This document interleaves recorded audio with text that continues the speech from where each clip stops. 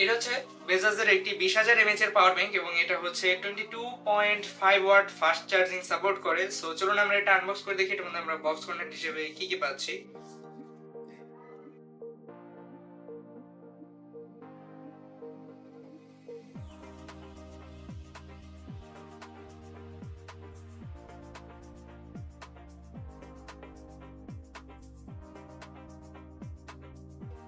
So এই পাওয়ার ব্যাংকের সাথে কিছু স্টিকার দেওয়া হচ্ছে। আমি স্টিকার গুলো আর নষ্ট করছি না, আমি রেখে দিই এক সাইডে। এবং এখানে দেওয়া আছে হচ্ছে এটার আরো কিছু কাগজপত্র, ওয়ারেন্টি কার্ড, এটার ইউজার ম্যানুয়াল এটসেট্রা। এবং এটার মধ্যে আছে হচ্ছে আমাদের পাওয়ার ব্যাংকটি। সো পাওয়ার ব্যাংকটা যথেষ্ট ভারী, ধরলেই বোঝা যায় যে হ্যাঁ এটার মধ্যে 20,000 mAh আছে। সো 20,000 mAh মানে কিন্তু অনেক। আপনি আপনার 5,000 mAh এর একটা ফোন আপনি 4 বার ফুল চার্জ করতে পারবেন। তার উপরে এটার মধ্যে 22.5 ওয়াটের ফাস্ট চার্জিং আছে। সো পাওয়ার ব্যাংক দিয়ে হচ্ছে ধীরে ধীরে চার্জ হয় এরকম যুগ এখন আর নেই। এখানে একটা পোর্ট হচ্ছে গিয়ে লাইটনিং পোর্ট, অর্থাৎ অ্যাপল থেকে এটাকে কানেক্ট করতে পারবেন আপনি। এটা ইউএসবি টাইপ সি পোর্ট, এটা হচ্ছে একটা মাইক্রো ইউএসবি পোর্ট। সো এই পোর্ট গুলো হচ্ছে ইনপুট পোর্ট।